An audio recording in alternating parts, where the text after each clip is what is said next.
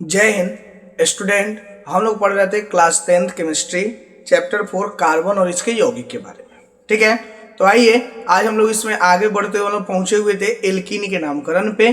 तो इसमें कुछ और क्वेश्चन जो है आपको हम बताने का प्रयास कर रहे हैं। स्टेप आज आपको लिखा हुआ है, स्टेप के साथ हम आपको क्वेश्चन बताते हैं। ठीक है, तो देखिए हम लोग पढ़ रहे थे एल्कीन का यूपीएससी नामकरण। ठीक है, तो एल्कीन पहचानने के लिए हम आपको क्या बताए हुए थे, तो एल्कीन पहचानने के लिए कहीं एक भी कंपाउंड में एक डबल बॉन्ड होना चाहिए। ठीक है, यानी कि द्विबंधन होना चाहिए। तो देखिए यहाँ पर द्विबंधन दिख रहा है, यानी द्विबंधन जैसे दिख गया तो हम लोग क्या समझेंगे, ये एल्कीन है हमारा। ठीक है, देखिए तो सबसे पहले संघनित सूत्र से हम लोग संरचना सूत्र से हम लोग संघनित सूत्र बनाते हैं, क्योंकि एग्जाम में ज्यादातर चांसेस ये है कि आपको क्वेश्चन ऐसे संरचना सूत्र बना देकर के संघनित सूत्र में देगा।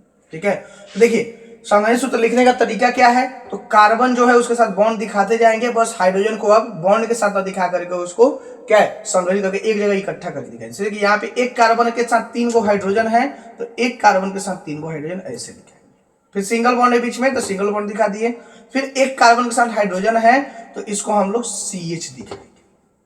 ठीक है, अब देखिए फिर यहाँ डबल बॉन्ड है, यहाँ पे आप डबल बॉन्ड दिखा दीजिए।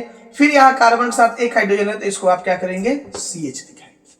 ठीक है, फिर यहाँ देखिए सिंगल बॉन्ड है, तो यहाँ सिंगल बॉन्ड दिखाइए। यहाँ एक कार्बन के साथ ऊपर हाइड्रोजन है और नीचे कार्बन जुड़ा हुआ है, तो यानी इसको C एक हाइड्रोजन था H, और नीचे कार्बन के साथ में 3 को हाइड्रोजन जुड़ा हुआ है, तो इसको लिख दीजिए CH3।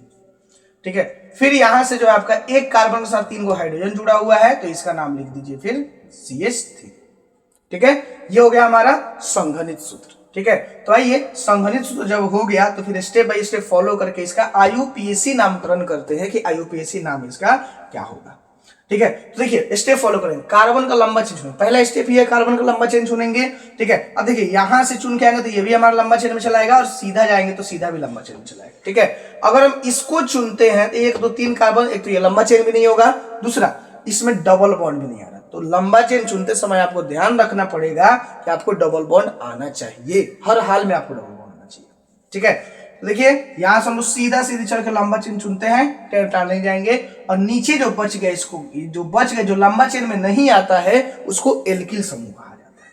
ठीक है, ये लंबा चेन में नहीं आया, इसको गोल घेर दिया, हमारा एल्किल समूह हो गया। चलिए स्टेप 2 है, लंबे चेन का नंबर लिखेंगे जहां से द्विबंध नजदीक हो। ठीक है, तो लंबे चेन का नंबर लिख दीजिए। अब देखिए यहां से अगर हम करते थे 1 2 दूसरे नंबर के साथ जुड़ा हुआ है डबल बॉन्ड, और यहां से करते थे 1 2 तीसरे नंबर के साथ जुड़ा हुआ है। पिछले वीडियो में आपको हम बताए हुए थे कि दोनों साइड से जब बराबर का केस हो गया था तो हम लोग एल्किल समूह देके चलेंगे। इस बार बराबर का केस नहीं है, तो एल्किल समूह पे बिल्कुल ध्यान नहीं देंगे। हम लोग जब भी लंबा चेन चुनेंगे, नंबरिंग जब भी करेंगे, सॉरी लंबा नंबरिंग जब भी करेंगे, तभी हम लोग क्या करेंगे, जहां से डबल बॉन्ड नजदीक हो उसको प्रेफर करेंगे, एल्किल समूह को इस बार प्रेफर नहीं करेंगे। ठीक है, देखिए यहां से 2 नंबर पे पड़ रहा है, तो यहां से नजदीक पड़ेगा, इस नंबर लिखिए, तो 1 2 3 4 5 हो गया। अब नीचे हो गया हमारा एल्किल समूह। चलिए स्टेप 3 देखिए, यदि एल्किल समूह मौजूद हो तो उसका नामकरण स्थान के साथ करेंगे। ठीक है, अगर एल्किल समूह है तो उसका नामकरण हम लोग स्थान के साथ करेंगे। ध्यान रखिएगा, अगर एल्किल समूह आपको नहीं बचा तो ये तीसरे स्टेप का कोई काम नहीं है। ठीक है, अगर एल्किल समूह नहीं बचेगा तो तीसरा स्टेप आपका स्किप हो जाएगा, और ये चौथा स्टेप तीसरा स्टेप बनकर 3 स्टेप में आपका काम हो जाएगा। ठीक है, लेकिन चूंकि एल्किल समूह है तो देखिए हम लोग आप यहाँ पे क्या करते हैं, एल्किल समूह का नामकरण करते हैं। देखिए 4 नंबर के साथ जुड़ा हुआ है, और CH3 एक कार्बन वाले एल्किल को हम लोग मेथिल बोलते हैं, इसका नाम लिखेंगे 4 मेथिल। अब इतना काम हो गया। अब हमारे पास है 5 कार्बन, और एल्कीन को क्या बोले थे कि एल्कीन का जब आप लोग संधि विच्छेद करेंगे तो ये हो जाएगा एल्क और प्लस का इन। इसी एल को काट के 5 कार्बन को पेंट बोलते हैं, तो इसका नाम लिख लीजिए पेंट और प्लस इन, और ये हो जाएगा पेंटीन नाम हो जाएगा इसका। ठीक है, तो देखिए लेकिन